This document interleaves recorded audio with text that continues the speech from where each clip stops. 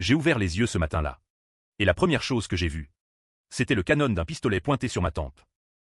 L'homme en costume sombre, avec son accent égyptien à peine dissimulé, murmurait « Si tu parles, ta famille paiera ».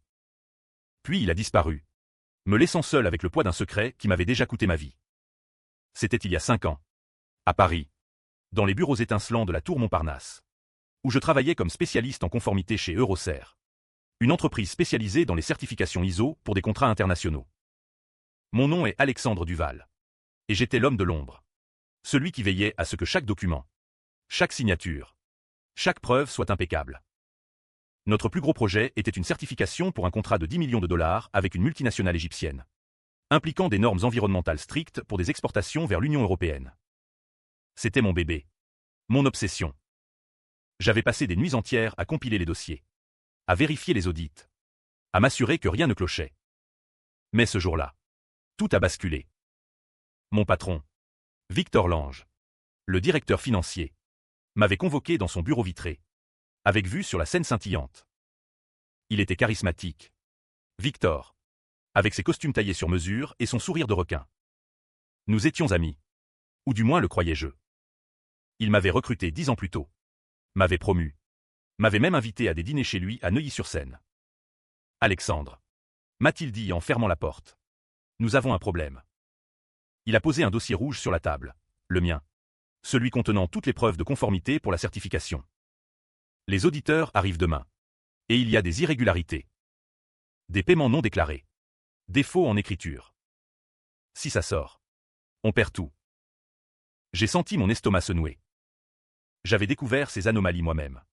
Des transferts suspects vers des comptes offshore. Mais je les avais signalés à Victor. Il m'avait assuré que c'était une erreur comptable. Qu'il s'en occuperait.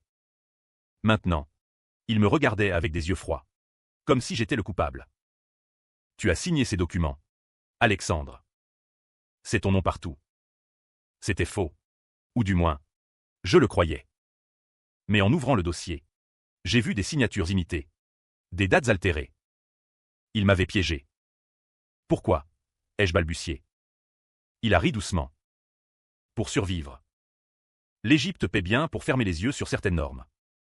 10 millions. Alexandre. Et toi? Tu es le bouc émissaire parfait. Ce soir-là, rentrant chez moi dans le métro bondé, j'ai reçu un appel anonyme. Une voix déformée, ne dis rien. Ou ta femme et ton fils le regretteront. J'ai compris alors que Victor n'agissait pas seul. Il y avait des forces plus grandes. Peut-être liées aux clients égyptiens, qui protégeaient leurs intérêts. Le lendemain, lors de l'audit, Victor a présenté un dossier numérique épuré, sans les preuves incriminantes. Les auditeurs, impressionnés par la modernité, ont validé la certification. Mais moi, j'étais fini. Accusé de falsification, je fus licencié sur le champ, avec une plainte déposée contre moi. La police m'a interrogé. Les médias ont murmuré sur l'employé corrompu. Ma vie s'effondrait. Pendant des mois, j'ai lutté. Ma femme, Sophie, m'a soutenu au début. Mais les dettes s'accumulaient. Les amis disparaissaient.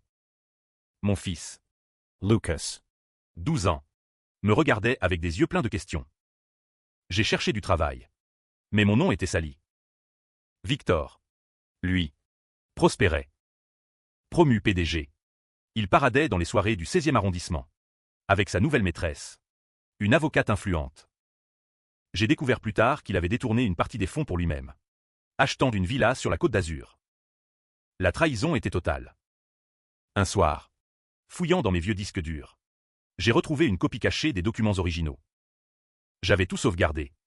Par habitude professionnelle. Les preuves étaient là, les paiements illégaux. Les signatures falsifiées. Les emails de Victor ordonnant les manipulations. Mon cœur battait la chamade. C'était ma chance de revanche.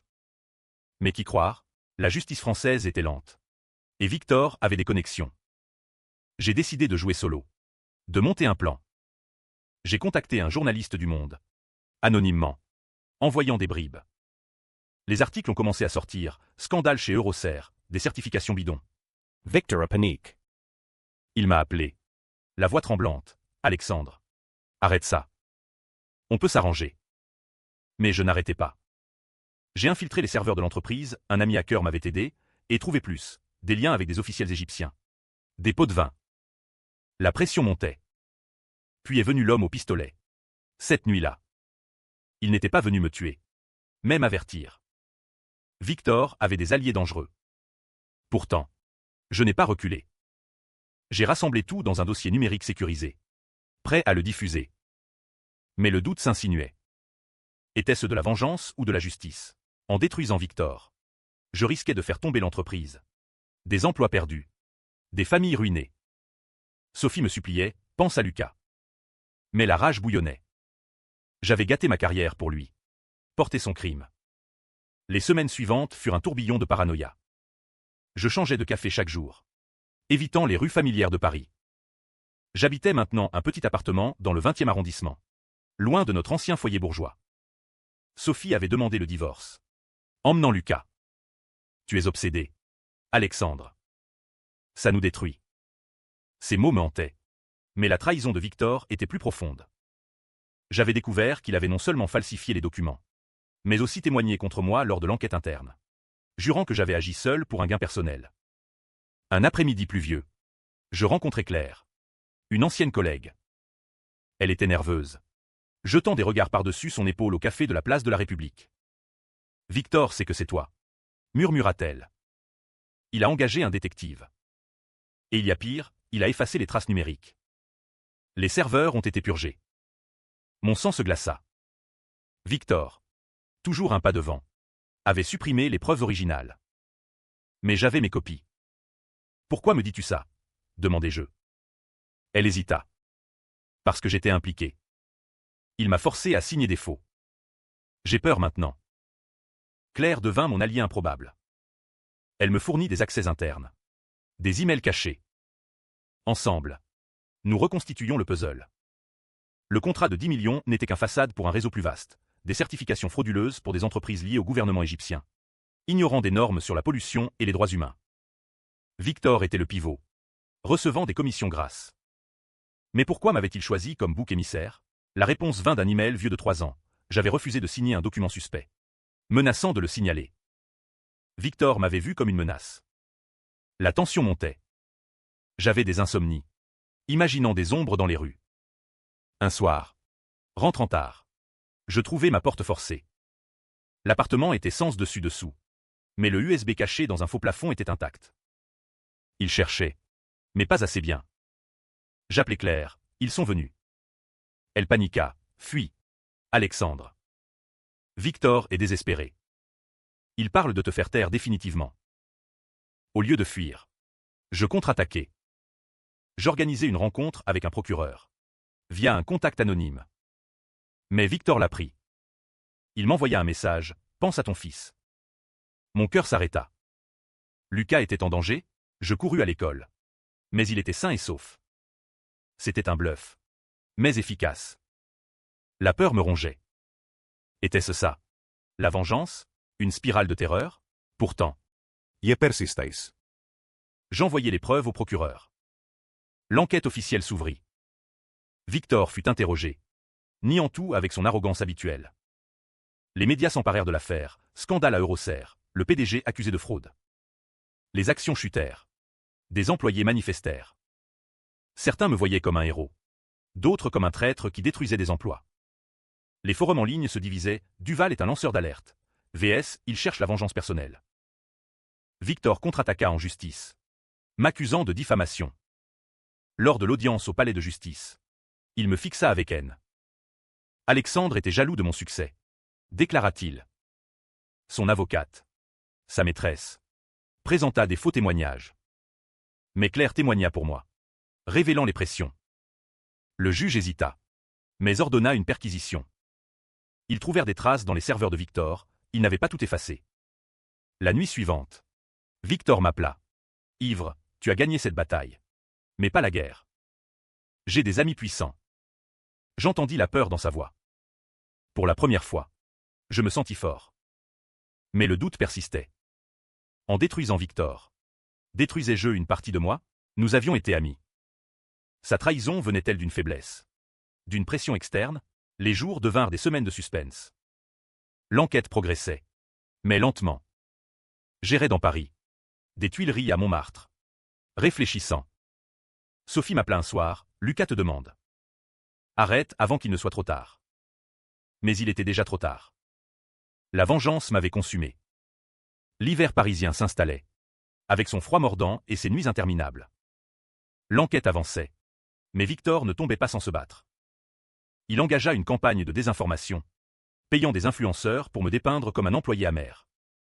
Sur X, les hashtags Duval-traître pullulaient. Des inconnus m'insultaient dans la rue. Ma vie était un enfer. Mais je tenais bon. Claire devint ma confidente. Nous nous rencontrions en secret, dans des brasseries du Marais. Elle révéla plus. Victor avait un associé égyptien. Un certain Karim Al-Mansour. Lié au service secret. C'était lui qui avait fourni les fonds illégaux. La certification était une couverture pour du blanchiment. Dit-elle. J'avais les preuves, des virements bancaires. Des contrats fictifs. Mais Karim était intouchable. Protégé par des diplomaties. Un jour, je reçus un colis anonyme, une photo de Lucas à l'école. Avec un message, prochaine étape. Mon sang bouillonna. Victor avait franchi la ligne. Je décidai d'aller plus loin. J'engaguai un détective privé.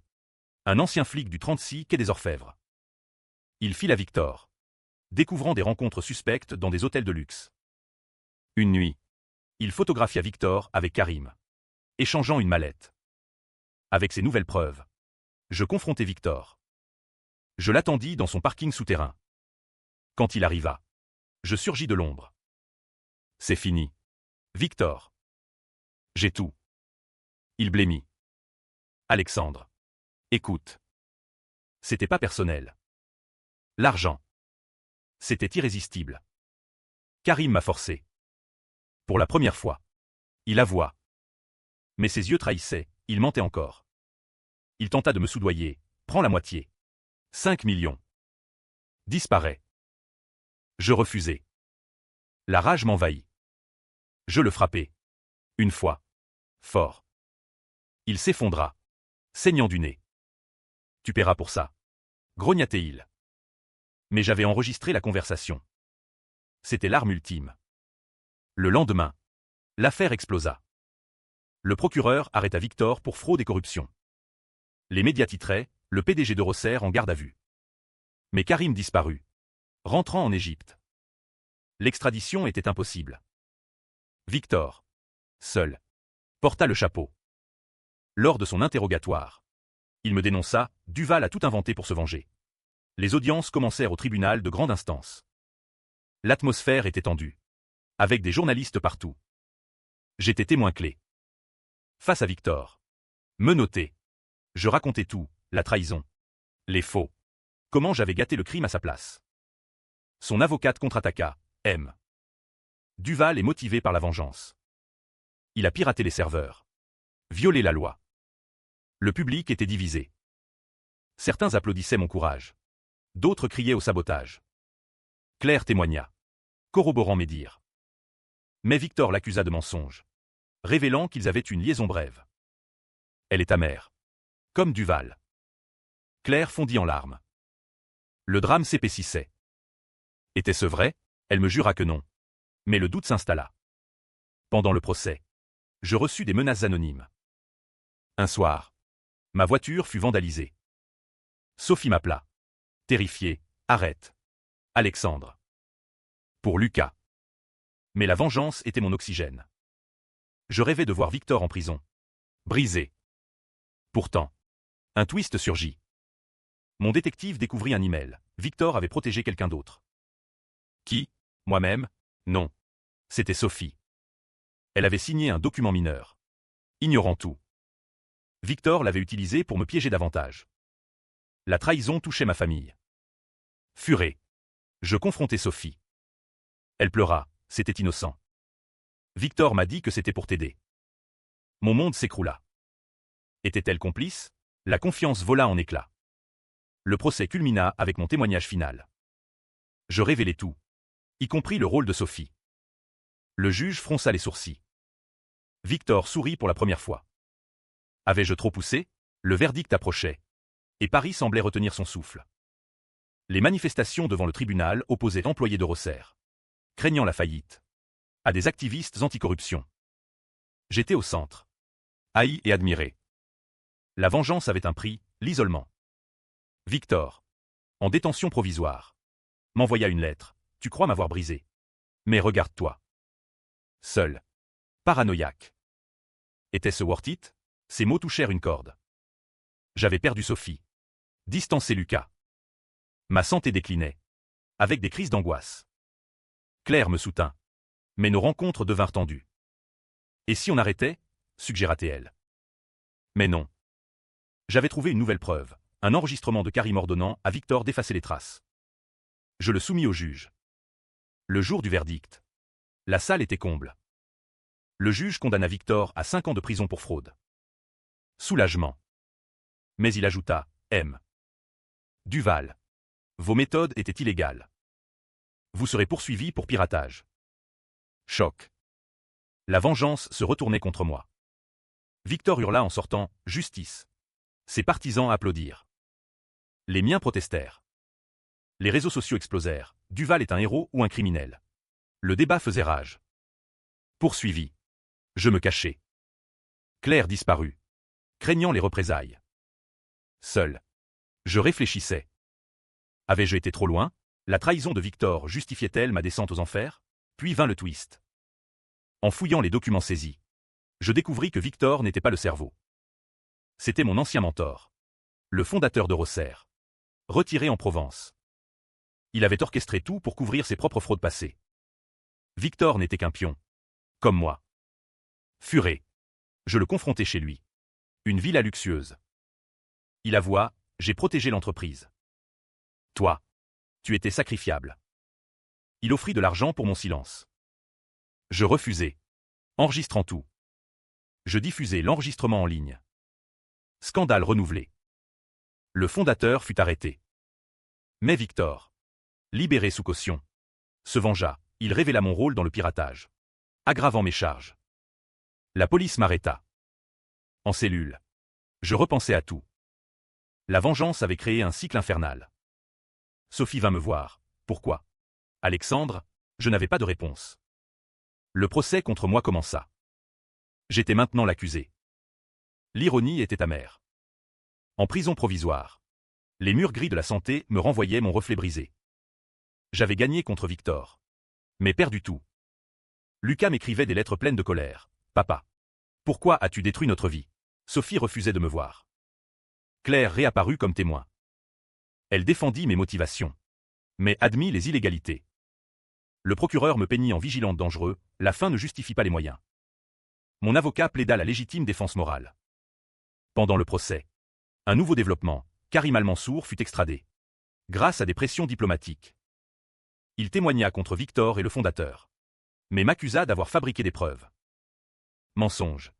Mais semant le doute. Les débats publics s'intensifièrent. Des intellectuels parisiens écrivaient des OEDS. Duval incarne la justice populaire contre la corruption élitiste. D'autres, il est un anarchiste destructeur. J'étais un symbole. Divisant la société.